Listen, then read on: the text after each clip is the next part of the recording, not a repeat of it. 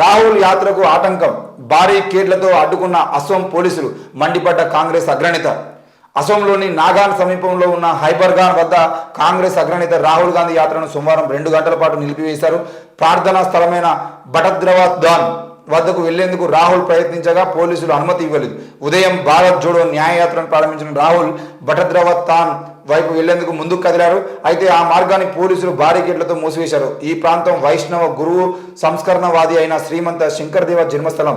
అసోంలోని వైష్ణవులకు ఇది అత్యంత పవిత్ర ప్రదేశం. బారికేడ్లు అడ్డుగా ఉండడంతో రాహుల్ యాత్ర ముందుకు సాగలేదు. దీంతో ఆయన కార్యకర్తలతో పాటు నేల మీద కూర్చొని రఘుపతి రాఘవ రాజారాం అంటూ గీతాలు ఆలపిస్తూ అక్కడ నిరసన తెలియజేయడం జరిగింది. మొత్తానికైతే రాహుల్ యాత్రకు సంబంధించిన విషయంలో ఇప్పటికే అక్కడ మణిపూర్లో పర్మిషన్ ఇవ్వకుండా, ఆయన అనుకున్నటువంటి ప్లేస్లో పర్మిషన్ ఇవ్వకుండా అడ్డుకున్నారు. తర్వాత అస్సాం పోలీసులతో కేసులు నమోదు చేయించారు. ఈరోజు ఆయన అక్కడ పోయి కార్యక్రమంలో మాట్లాడాల్సినటువంటి అవసరం ఉన్నటువంటి క్రమంలో ఆయనను మాట్లాడేయకుండా అడ్డుకుంటున్నారు. మరి ఈరోజు రాహుల్ గాంధీకి సంబంధించిన విషయంలో అందరూ రాహుల్ గాంధీ వైపు చూస్తున్న క్రమంలో ఆ రాహుల్ గాంధీని మరింత గ్రాఫ్ పెంచడం కోసం బీజేపీ ఎందుకు తాపత్రయపడుతుంది? ఇది ఎట్లుంటుందంటే కాంగ్రెస్ బీజేపీకి సంబంధించిన విషయంలో మనం ముఖ్యంగా గుర్తుపెట్టుకోవాల్సిన అంశం ఏంటి అని అంటే, అయితే కాంగ్రెస్ అధికారంలో ఉండాలి, అయితే బీజేపీ అధికారంలో ఉండాలి. మూడో ఫ్రంట్ కానీ మూడో పార్టీ కానీ, ముఖ్యంగా కమ్యూనిస్టులు కానీ లేదంటే ఈ బీఎస్పీ నాయకులు కానీ వీళ్ళెవరు డిఎంకే నాయకులు కానీ ఇట్లాంటి నాస్తిక సంఘానికి సంబంధించిన వాళ్ళు లేదనంటే పూర్తిగా అంటే అభ్యుదయవాదులు ఆలోచన పరులు వీళ్ళు ఎవ్వరు అధికారంలోకి రావద్దు.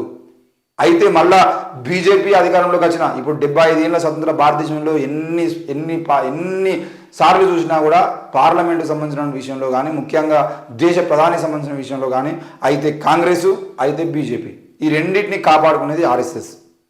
ఈ విషయం చాలామంది తెలియదు. మాట్లాడితే అట్లా మీ కాంగ్రెస్ అనేది ప్రజాస్వామికంగా ఉంటుంది, చాలా లౌకికమైనటువంటి ఆలోచనలు ఉంటాయి అంటే ఆలోచనలు ఇప్పుడు 2 ఉంటాయి, బొమ్మ బొరుసు. ఈ బొమ్మనేమో పూర్తిగా బీజేపీ అనేది ఎట్లుంటుంది అనేది మతతత్వాన్ని ముందర పెట్టుకొని నెత్తికొని పోతుంది. బొరుసు అట్లా కాదు, బీజేపీని తిడుతూ బీజేపీకి వ్యతిరేకంగా మాట్లాడుతూ మరి ఇవే పాలనలో ఇవన్నీ బాబరీ మసీదు కూల్చినప్పుడు కానీ లేదంటే ఈ తీర్మానాలు జరిగినప్పుడు కానీ ఏది చూసుకున్నా కూడా కాంగ్రెస్ హయాంలో జరిగినవి కూడా ఉంటాయి. మరి వీటన్నిటికి సంబంధించిన విషయంలో ఏం జరుగుతుంది ఎట్లా జరుగుతుందని చెప్పేసి మనం ఆలోచిస్తే అర్థమవుతుంది.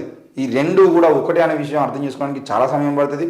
మరి అది అర్థం చేసుకున్న తర్వాత బీజేపీ పార్లమెంట్లో అంటే 10 ఏళ్ల పాటు అధికారంలో ఉంటే అది ఒకవేళ దిగిపోవాల్సి ప్రజల్లో వెనక్కిపోతుంది, దానికి గ్రాఫ్ తగ్గుతుంది అనుకున్నప్పుడు మన కాంగ్రెస్ లేస్తుంది. కాంగ్రెస్ అధికారంలోకి వస్తుంది. అవసరమైతే కాంగ్రెస్ను బీజేపీ గెలిపితే కావచ్చు, బీజేపీని కాంగ్రెస్ గెలిపితే కావచ్చు, కానీ ఈ రెండూ కలిసి వేరే పార్టీ అధికారంలోకి రాకుండా చూసుకుంటూ బాధ్యతగా కలిసిమెలిసి ముందుకు పోయి అడుగులు వేస్తూ ఉంటాయి.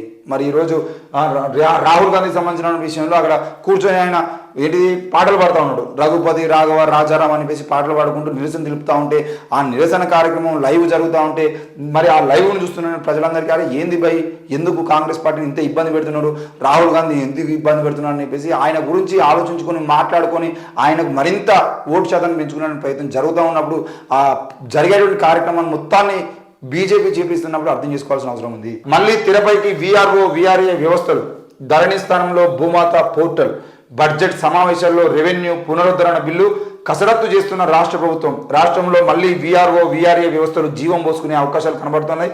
ఇందుకు సంబంధించి రాష్ట్ర ప్రభుత్వం భారీ కసరత్తు చేస్తుంది. ప్రభుత్వానికి గ్రామాలకు మధ్య వారధిగా పనిచేస్తూ వచ్చిన గ్రామ రెవెన్యూ వ్యవస్థ మళ్ళీ పునరుద్ధరించడం తప్ప మరో మార్గం లేదనే ఆలోచన ఉన్నట్టు సమాచారం. గత సర్కారు తీసుకొచ్చిన ధరణిలో మార్పులు చేసి భూమాత పోర్టల్ను అందుబాటులోకి తేనున్నారు. త్వరలో వీటికి సంబంధించి విధానపరమైనటువంటి నిర్ణయం వెలువడే అవకాశం ఉంది. గ్రామాల్లో రెవెన్యూ వ్యవస్థను గతంలో కంటే మరింత పటిష్టంగా తయారు చేసేందుకు రాష్ట్ర ప్రభుత్వం నిర్ణయం తీసుకున్నది. ఈ మేరకు రానున్న అసెంబ్లీ బడ్జెట్ సమావేశాల్లో గ్రామ రెవెన్యూ వ్యవస్థ పునరుద్ధరణ బిల్లును ప్రవేశపెట్టే అవకాశాలు ఉన్నాయని తెలుస్తుంది. మొత్తానికైతే విఆర్ఏలకు సంబంధించిన విషయంలో విఆర్ఏలు ఇప్పటికీ ధర్నాలు రాస్తారోకోలు చేస్తూనే ఉన్నారు. వాళ్ళను ఏ ఉద్యోగాలు పెట్టిరో ఎందుకు పెట్టిరో వాళ్ళకి ఇప్పటివరకు ఐడి కార్డు లేకుండా జీతాలు లేకుండా వాళ్ళని వాడుకునేటువంటి ప్రయత్నం చేస్తున్నారు. ఇన్ని రోజుల పాటు నిరసన అనంతరం మొత్తానికి కాంగ్రెస్ పార్టీ అధికారంలోకి వచ్చిన తర్వాత మరి ఇన్ని రోజుల పాటు బీఆర్ఎస్ పార్టీ ధరణి వ్యవస్థతో చేసినటువంటి రాజకీయాలు కానీ మరి రేపటి రోజున భూమాత అనే కార్యక్రమం తీసుకొచ్చి ముందు పెడితే భూమాత అనే దాన్ని పూర్తి స్థాయిలో అండ్ ఇంప్లిమెంట్ చేయాలంటే తప్పకుండా ఆ గ్రామాల్లో ఉన్నటువంటి దగ్గర నుండి మొదలుకొని జిల్లాల వరకు ప్రతి దాంట్లో భూముల మీద పూర్తి పటిష్టమైనటువంటి పట్టున్నటువంటి వ్యక్తులు ఎవరు ఉన్నారంటే వాళ్ళు వీఆర్ఓలు వీఆర్ఏలు. కాబట్టి వాళ్ళు లేకుండా మనం భూమాతను ముందు తీసుకుని పోతే కుదరదు.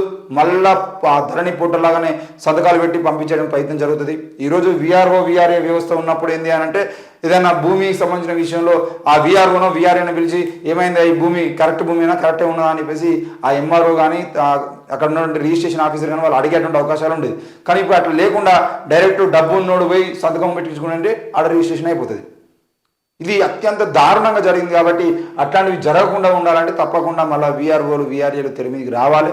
వాళ్ళు వచ్చేదంటే గ్రామ స్థాయిలో ఎక్కడ ఏ భూమి ఎవరిది, ఏది చెరువు శిఖం భూమి, ఏది దేవాలయాల భూమి, ఏది ముస్లిం మసీదులకు సంబంధించిన భూమి, ఏది ప్రభుత్వ భూమి, ఏది అసలు రిజిస్ట్రేషన్కు కుదరని భూమి, ఏది అసైన్డ్ భూమి, ఇట్లా ప్రతి దాన్ని వాళ్ళు గుర్తుపెట్టుకునేటువంటి అవకాశం ఉంటుంది, వాళ్ళు చేసేటువంటి అవకాశం ఉంటుంది, చూసేటువంటి అవకాశం ఉంటుంది. కాబట్టి వాళ్ళని తీసుకొచ్చి మళ్ళీ మనం భూబాధలను ముందు పెట్టుకోవాలనే ప్రయత్నం మరి భూమాత కోసం వేసినటువంటి కమిటీ వాళ్ళు నిర్ణయించుకున్నట్టుగా తెలుస్తుంది. మరి రేవంత్ రెడ్డి వచ్చిన తర్వాత రేవంత్ రెడ్డితో కూర్చొని ఏం మాట్లాడతారు ఎట్లా మాట్లాడతారు చూడాల్సిన అవసరం ఉంది.